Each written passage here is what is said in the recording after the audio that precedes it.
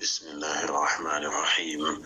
الحمد لله رب العالمين، والصلاة والسلام على رسول الله الأمين وعلى آله وأصحابه أجمعين ومن تبعهم بإحسان إلى يوم الدين، وبعد.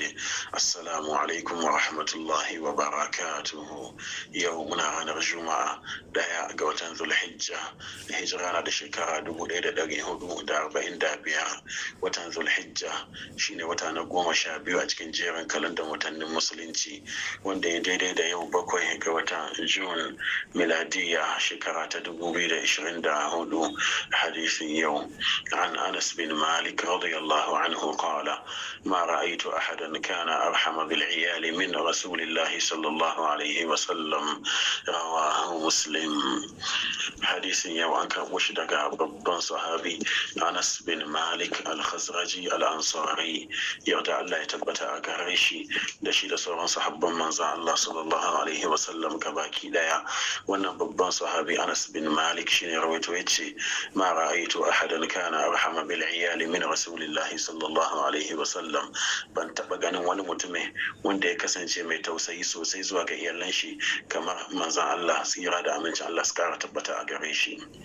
ma'anar hadisin kenan ta kai ce Allah subhanahu wa ta'ala ya fahimtar da mu kenan wa cikin wannan hadisi babban sahabi Anas bin Malik radiyallahu anhu yana rawaito mana cewa bai taba ganin ainihin wani mutum wanda ya kasance mai tausayi mai alkhairi zuwa ga iyalan shi kamar manzon Allah, tsira da aminci Allah su kara tabbata a gare shi ba.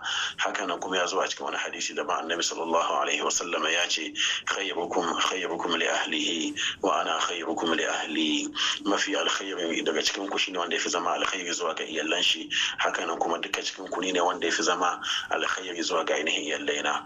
da haka yan uwa mu yi koyi da manzon Allah sallallahu alaihi wasallam a cikin al'amuran mu gabaki dai, mu kasance masu tausayi da alkhairi zuwa ga iyalan mu, matattakin mu da diyan mu da kuma yaran da ke gargashin mu. wannan kenan Allah subhanahu wa ta'ala ya fahimtar da mu. Allah ya samu daga cikin masu sauran magana tare da aiki da mafi kyau daga ciki. Allah ya maido da mu akan koyarwa addini maidowa na gari. yan uwan musulmi da ke Filistin, Allah subhanahu wa ta'ala ya kawo musu dauki. Allah ya ba mu zaman lafiya da arziki mai yawa mai albarka a cikin kasar mu da sauran kasashen musulmai. Allah ya tsare mu ya kare mu game da fitintunu da tashin hankali. kada mu manta yau muna ranar Juma'a, mu yi wata salati ga Annabi sallallahu alaihi wasallam a cikin dukkanin lokutan mu, musamman a cikin wannan babbar rana. Allahumma صل على محمد وعلى آل محمد كما صليت على إبراهيم وعلى آل إبراهيم إنك حميد مجيد.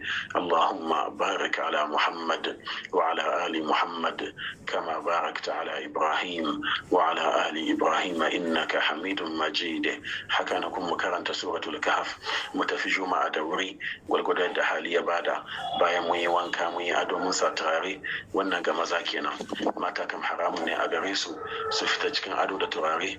za su tafiya juma'a ne ko kasuwa ne ko wurin aiki ne ko ma'ina ne za su tafiya, irin wannan hita haramu yake ga mata.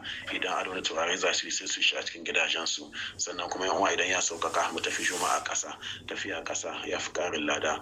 Allah ya ba mu ikon kula da wannan gabaki ɗaya. inda muka yi daidai Allah subhanahu wa ta'ala ya karba da gare mu, inda muka yi kuskure Allah subhanahu wa ta'ala ya yafe mana. marigaya daga cikin musulmai Allah subhanahu wa ta'ala ya yafe musu, Allah ya shi kansu, Allah ya sa sun huta. mu da muka yi saura Allah subhanahu wa ta'ala ya raya mu rayuwa ta musulunci. Allah ya dauke mu na masu imani, kada Allah ya dauke mu da haƙƙin wani akan wuyayiwan mu. Allah ya sa mutuwa ta zama hutu a gare mu. musulmi da ke cikin damuwoyi kala-kala Allah subhanahu wa ta'ala ya yaye. Allah ya tabbatar da mu akan sunnar manzon Allah sallallahu alaihi wasallam. Allah ya mana tsari da kariya game da bid'a da sakin hanya. Allah subhanahu wa ta'ala nake roƙo ya biya mana dukkanin bukatunmu duniya da lahira a cikin sauki. subhanaka Allahumma wa bihamdik ashhadu an la ilaha illa anta astaghfiruka wa atubu ilaik.